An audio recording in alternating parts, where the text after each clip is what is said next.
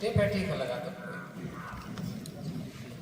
नहीं, दो लोग खड़े हो जाओ, फोटो ले। दो लोग पकड़ लो, बस पकड़ लो प्लीज। हाँ, या उधर से टेप देखो मिल जाए तो उसको भी लगवा दीजिए मैडम, जो किसी 15 अगस्त में लगे तो खाली यही रहेगा। जब कोई माँ किसी बच्चे को जन्म देती है ये तो क्या पॉलिसी, तो एक अपार पीड़ा के साथ, और वह पीड़ा सिर्फ माँ ही समझ सकती है, वह स्त्री ही समझ सकती है, दूसरा कोई नहीं। इसी तरीके से जब हम आजाद होते हैं तो उसके पहले एक बहुत बड़ी विभीषिका हमारे देश समाज में पैदा होती है। और हमें जानते हैं कि हम 1947 के पहले उपनिवेश के तौर पे डील किए जाते थे। और बहुत आश्चर्य की बात है, हमारा देश प्राकृतिक संसाधन से परिपूर्ण है, किसी भी चीज की कमी नहीं है। कभी सोने की चिड़िया कहा जाता था। लगभग 15वीं 16वीं शताब्दी तक ये स्थिति बनी रहती है। लेकिन समंदर के उस पार, 7 समुंदर पार, जैसो कहते हैं ना, 7 समुंदर पार, कुछ लोग व्यापार करने यहाँ आते हैं और देखते हैं कि इस मुल्क को कब्जा करना तो बहुत आसान है। यहाँ लोग बटे हुए हैं और एक अजीब सी इस देश के सामाजिक निरस्ता है। और धीरे धीरे राजनीतिक विभाजन था और धीरे धीरे उन लोगों ने कब्जा किया। बांटो और राज करो की नीति पर वो आगे बढ़ते हैं।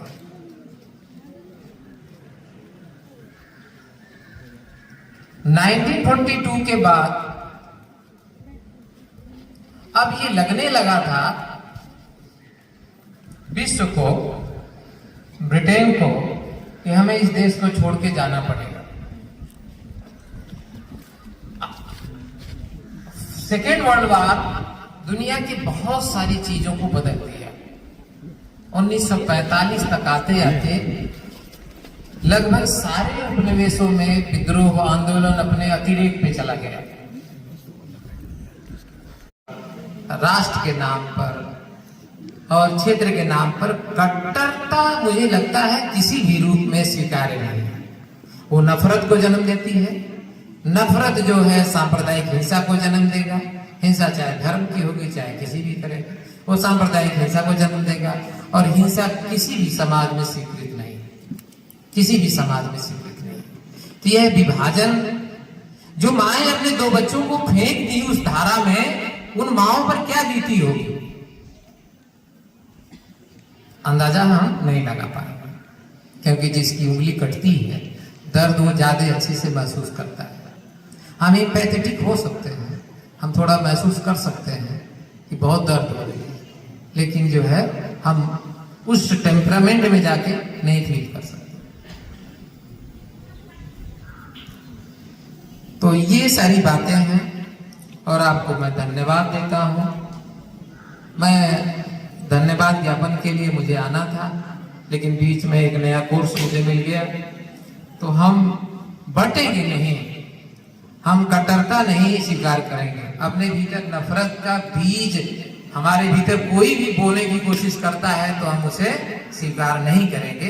एक अच्छे नागरिक के तौर पे, एक सिविक सेंस के तौर पे, सिविक सोसाइटी के तौर पे हम डेवलप होंगे और हमसे एक छोटा सा नाजुक रिश्ता हमारे विकास का जुड़ा हुआ है। हम अपने परिवार से जुड़े हैं। माँ बाप का सपना है कि हम कुछ बनेंगे, आप कुछ बनेंगे और करेंगे और उनकी भी जो कमाई सार्थक होगी। धन्यवाद आप सभी लोगों को और आगे आप सबको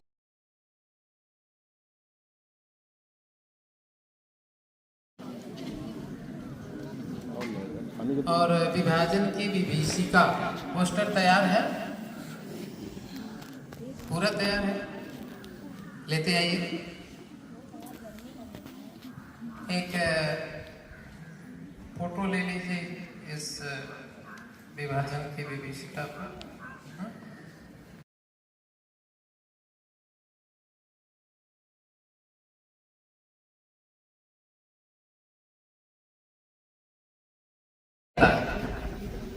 किसी भी देश की बात, लेकिन ब्रिटेन के प्रधानमंत्री ब्रिटेन को द्वितीय विश्व युद्ध में जिताते हैं और 1945 के चुनाव में जनता उन्हें हरा देती है। विश्व जो जीतता है जनता, आंतरिक देश में जनता उसे हरा देती है, और हराने का कारण ये रहता है कि जीते तो जरूर, लेकिन सब कुछ तहस नहस हो गया था। अंतोगत्वा भारत में कैबिनेट मिशन भेजा जाता है 46 में, लेबर पार्टी की सरकार बनती है, चुनाव में भी वादा किए रहते हैं। मुझे बोले बहुत दिन हो गया है, इसलिए मैं सोच रहा हूँ 2-4 मिनट आप सुन लीजिए, कोई दिक्कत नहीं, फिर पता नहीं है, फिर पता नहीं डांट। तो इसलिए जो है कैबिनेट मिशन में ये स्पष्ट था कि हम भारत को विभाजन, अलग से कोई पाकिस्तान नहीं देंगे, कोई जिक्र नहीं था। अब मुस्लिम लीग जो मोहम्मद अली जिन्ना जो उस पार्टी के हेड थे, अब उनको लगा कि अब हमें पाकिस्तान एक अलग देश के रूप में मिलना हमारे लिए मुश्किल है, क्योंकि इस मिशन के प्रपोजल में तो कोई जिक्र ही नहीं है, कोई बात ही नहीं है। उन्होंने कहा एक छोटा सा टुकड़ा किसी भी तरह से दे दो, कहीं का भी दे दो, हम भी वहां के राजा बन जाए, जो मिलना कठिन हो गया था। अंततः 16 अगस्त 1946 को जो कंबाइंड बंगाल, बांग्लादेश पश्चिम बंगाल मिला करके जो बंगाल था,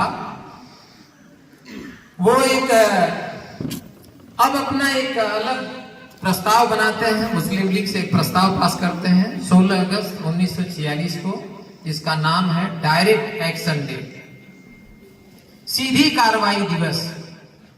जैसे सुने होंगे, अब कुछ नहीं सिर्फ रण होगा।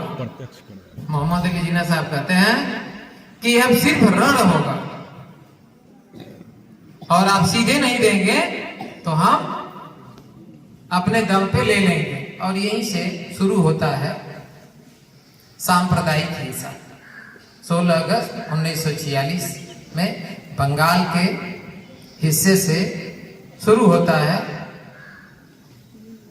और सांप्रदायिक हिंसा एक बार जब शुरू हो गई, एक बार जब नफरत जो पहले से पल रही थी, नेताओं का काम क्या है? आपके भीतर थोड़ा थोड़ा नफरत पहले पैदा करना, नफरत थोड़ा थोड़ा पहले बीज डालना, जैसे अब आज व्हाट्सएप यूनिवर्सिटी पे चलता रहता है। और फिर बीज जब थोड़ा पल्लवित हो जाए, 99 डिग्री तक पहुंच जाए, तो फिर तो 1 डिग्री तो नेता के पास इतनी चालबाजी होती है कि 1 डिग्री तो कभी भी वो रख देगा। और 16 अगस्त को वह घटना घटी, और सांप्रदायिक दंगा बंगाल की गलियों से, कलकत्ता की गलियों से शुरू होता है, और फिर वह आपका उत्तर प्रदेश, आपका बिहार, पंजाब, लगभग सारे हिस्सों में सांप्रदायिक दंगा नहीं, लोग काटे जा रहे हैं। जैसे हम गाजर मूली, गाजर सलाद बनाते हैं, तो हम गाजर काटते समय हमारे भीतर कोई आह आती है क्या? अरे बहुत खराब किया हमने, गाजर काट दिया, मूली काट दी। तो गाजर मूली की तरीके से मुसलमान हिंदुओं को काट रहे हैं और हिंदू मुसलमानों को काट रहे हैं, और इसी कोई लिमिट नहीं है। मैडम ने सही डांटा, ये पीछे अलग स्टेज एक लगा हुआ है, पीछे एक अलग स्टेज लगा हुआ, तो बाहर आ जाए सारे स्टेज वाले, अरे पीछे वाले अपना रिहर्सल सामने करें। और वह सांप्रदायिक दंगा इस हद तक फैलता है कि यह मुल्क 2 हिस्सों में बढ़ जाता है। पाकिस्तान के हिस्से से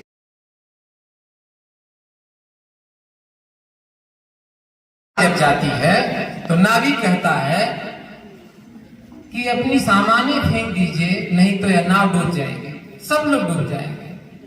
सब लोग अपनी जो भी थोड़ी मोड़ी गठरी थी फेंक दी। और फिर भी नाविक कहा कि अब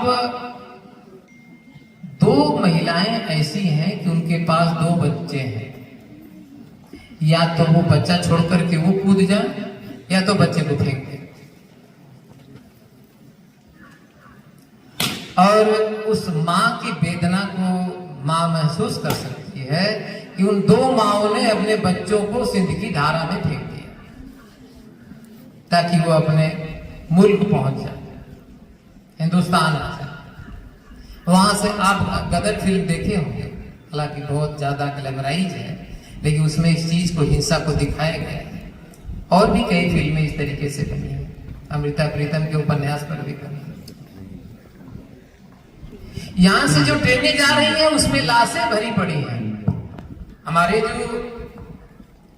इंसान धर्म के नाम पे कट्टर होता जाता है, वो सोचता है कि मैं अपने धर्म की रक्षा कर रहा हूं।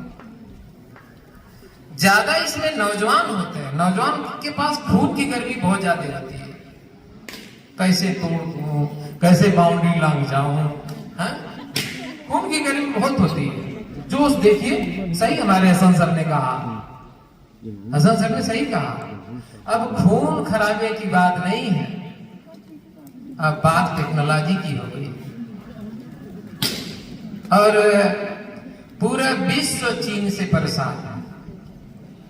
खासतौर से हम भारत की बात करें तो चाहे वो इलेक्ट्रिसिटी का पूरा जो सिस्टम है, चाहे कंडक्टर का सिस्टम है, पूरा का पूरा जो पहले रूस सामान आती थी, पूरा चीन पर शिफ्ट होगा।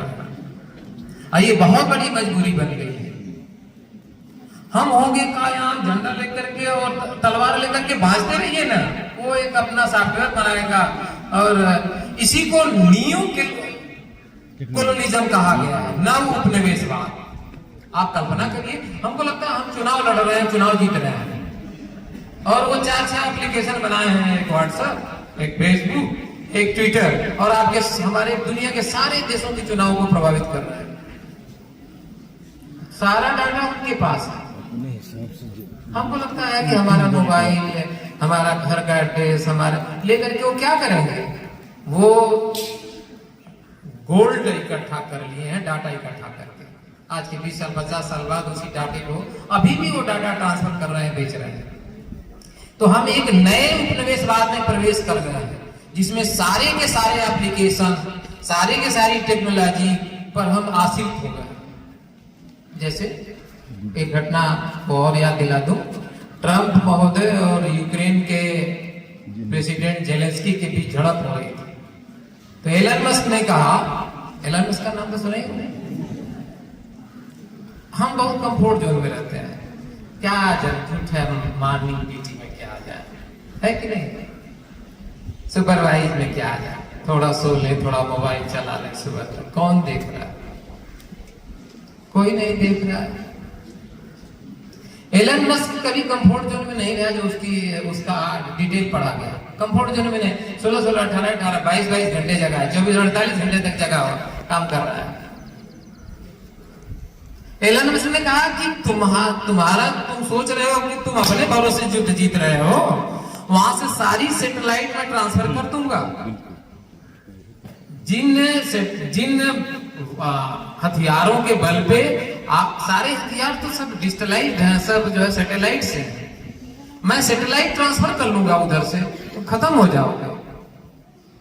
तो ये एक बहुत बड़ी चुनौती दुनिया के सामने आ गई है कि, लेकिन अब इतनी बड़ी बड़ी बातों से हम लोगों को क्या लेना देना।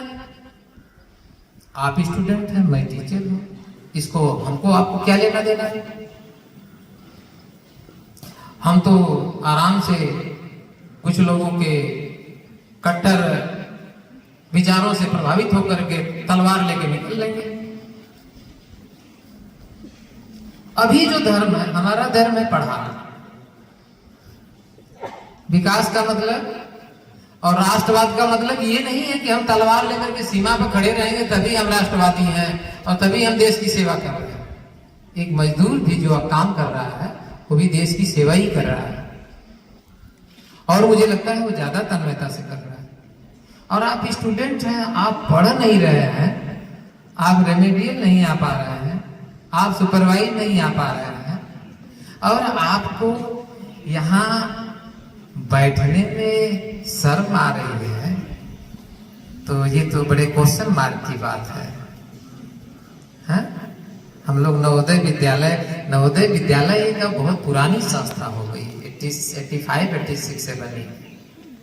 और जो अभी कहीं मीट होती है, जाते हैं हम लोग, तो जो बच्चे सेक्रेटरी लेवल तक चले गए हैं वो जमीन पे बैठते हैं हम लोग सामने। वो इसलिए नहीं, हम तो उनको पढ़ाए भी नहीं रहते हैं, जमीन पे बैठते हैं। तो ये आपको भी सोचना चाहिए, ये स्वतः अनुशासन की बात है, कैसे चीजों को मेंटेन करें, कैसे बनाएं। और ये सारा संसाधन सिर्फ इसीलिए है कि आप पढ़ सके, आप बढ़ सके, आप कुछ डेवलप कर सके, कुछ अपने जीवन में आगे जाके कर सके।